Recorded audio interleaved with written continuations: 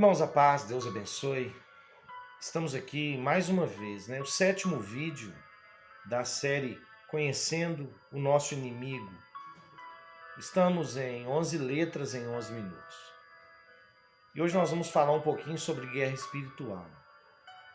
A Bíblia compara a guerra espiritual com a guerra entre nações, destacando aquilo que é comum entre os povos e transportando para a batalha que ocorre numa esfera superior, equiparando a armadura do soldado romano com a armadura que precisamos ter para enfrentar essas forças malignas.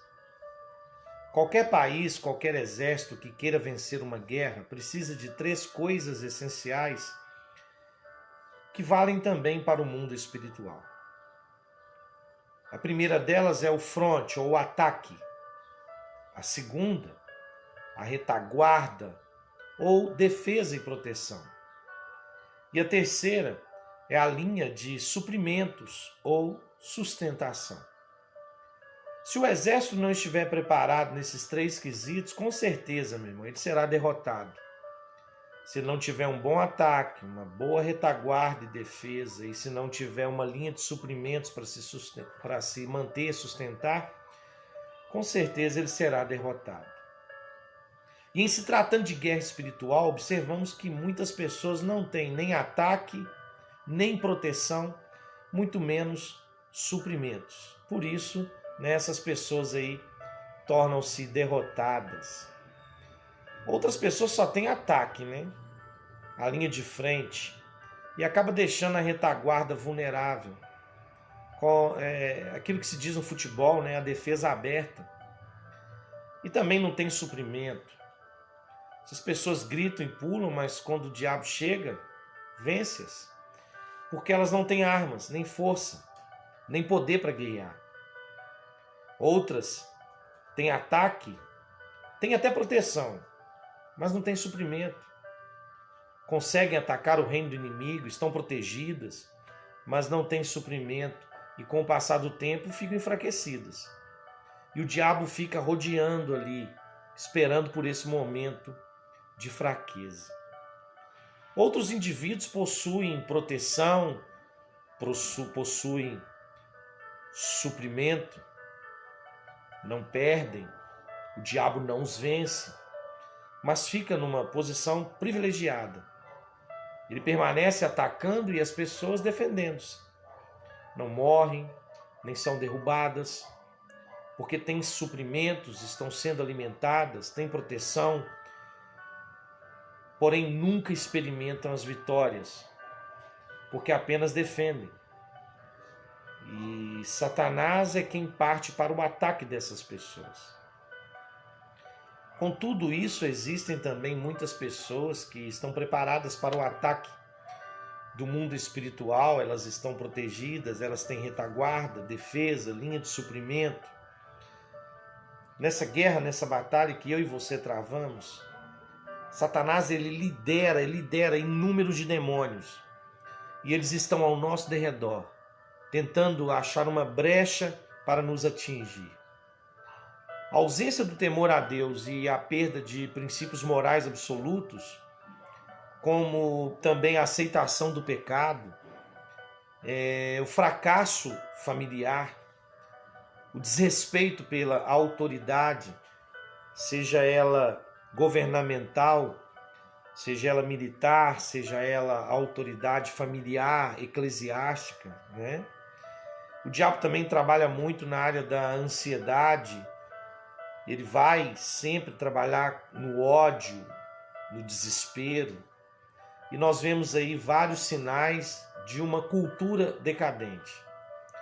O hemisfério ocidental, nós já estamos vendo sociedades traumatizadas, abaladas por guerras, escândalos, inflação, corrupção, profundamente cansadas de materialismos e todas elas desencantadas com a religião sem vida. Milhares e milhares de pessoas se voltam para aquilo que é esotérico, para o ocultismo, várias pessoas procurando cultos satânicos, outros entrando para dentro de um consultório para ter controle da mente, pessoas buscando na astrologia as respostas, e outros, sortilégios que o diabo utiliza para induzir os homens a se desviarem do conhecimento da verdade. É justo procurar respostas e soluções, mas é preciso fazê-lo no lugar certo. E esse lugar certo é somente no nosso Senhor e Salvador Jesus Cristo, que nos pode trazer liberdade e renovo espiritual. Nós precisamos diariamente estar em oração, orar pedindo a Deus fortalecimento, orar por nossos lares, por os nossos familiares, na certeza de que precisamos dos recursos divinos para vivermos vitoriosamente em Cristo.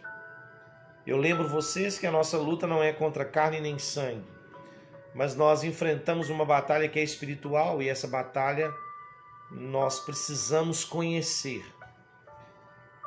Para vencer essa guerra, nós precisamos estar atentos e vigilantes e conhecer as armas que devemos usar, além de alguns princípios a serem observados. Não se conforme com pequenas derrotas, pequenos prejuízos, pequenas doenças. Pode haver uma operação maligna por detrás de tudo isso. O diabo sabe trabalhar e ele vai chegando aos poucos. Ele, em momento algum, pode levar vantagem sobre nós, nem com pequenas coisas. Nós vamos ver a Bíblia dizer que nós devemos ter cuidado com as raposas, mas também com as raposinhas. Preocupar sim com aquilo que nos causa enormes problemas, mas também preocupar com aquelas coisas pequenas que vão nos destruindo dia após dia. Sempre que você se sente fraco espiritualmente, é sinal que o inimigo está vencendo. Por isso, em nome de Jesus, decrete guerra a ele. Não tenha medo. A autoridade de Cristo está em você. Querendo ou não, acreditando ou não, estamos no meio de um conflito, meu irmão. De uma batalha entre as forças do mal e do bem. E não temos outra opção a não ser aprender a combater. Desprenda-se do seu eu, do seu orgulho, porque na maioria das vezes nós damos lugar ao diabo porque nós estamos preocupados com nós mesmos, com as nossas satisfações, com os nossos desejos, com as nossas atribuições. Nós estamos preocupados sim com a nossa felicidade, com o nosso contentamento, com o nosso prazer, o que a psicologia chama de nosso gozo, né? E existem armas espirituais ligadas a alguns princípios que o combatente precisa observar, tais como encher-se do Espírito Santo. Você tem que ser cheio do Espírito Santo. Convide o Espírito Santo para entrar na tua vida. A melhor forma de vencer o inimigo é dando lugar para o mais forte entrar.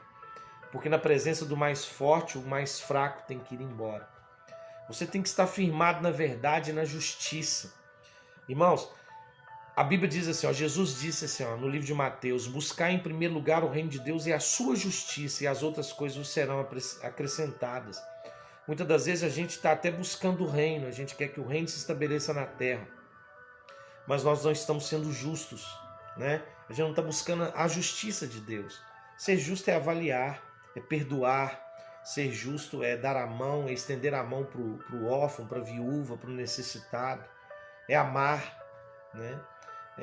Nesses últimos dias nós devemos conhecer esses princípios, né? Outro princípio que a gente precisa conhecer, que precisa observar, é estar firmado na verdade, estar firmado na justiça. Grave isso, tá bom? Encher-se do Espírito Santo, ser firmado na verdade, ser firmado na justiça, ser submisso à vontade de Deus, irmãos.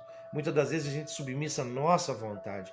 Se as coisas não acontecerem do nosso jeito, irmãos, a gente desmorona todo o castelo. Mas e a vontade de Deus? Ela tem sido prevalecida na nossa vida, ela prevalece na nossa vida. Usar o poder do Evangelho, ter fé, proteger-se com o capacete da salvação. O capacete da salvação é para proteger você, meu irmão. Porque é aqui que acontece todas as nossas guerras espirituais. São através do que ouvimos, do que vemos, do que falamos e do que pensamos. Tá bom, meu irmão? Precisamos ter a espada do Espírito, né? Precisamos ler, meditar, colocar em prática a palavra de Deus, orar. Em 2 Coríntios, no capítulo 11, Paulo revela uma preocupação com a igreja. Ele deseja que todo cristão esteja atento para não ser enganado pelo diabo, como aconteceu com Eva. Satanás sempre tenta abortar a obra divina na vida do ser humano. E nós somos chamados a estarmos atentos a isso. Tá bom, meu querido? Um pastor, o pastor Luciano Subirá, ele salientou certa vez que essa referência do apóstolo à história do pecado original mostra que a estratégia do diabo continua a mesma: distorcer as verdades bíblicas para levar os cristãos a duvidarem ou não compreenderem plenamente na palavra de Deus. Não vos conformeis com este mundo, mas renovai-vos pela transformação da vossa mente. Esse mundo vai dizer que a palavra é ultrapassada. Esse mundo vai dizer que essa palavra escrita foi para o tempo lá atrás, para os primórdios da era cristã. Não foi para nós. Essa palavra é para um tempo moderno, ela deve ser diferenciada, ela deve ser mudada. Isso é mentira, porque a verdade da palavra de Deus está no todo, viu? Lembrando que as heresias, as falsas doutrinas, nascem na palavra, porém são parte, sem contexto ou verdades distorcidas. Portanto, meu irmão, é preciso conhecer profundamente a Bíblia para não sermos enganados. Deus te abençoe. 11 letras em 11 minutos. Um forte abraço. A paz.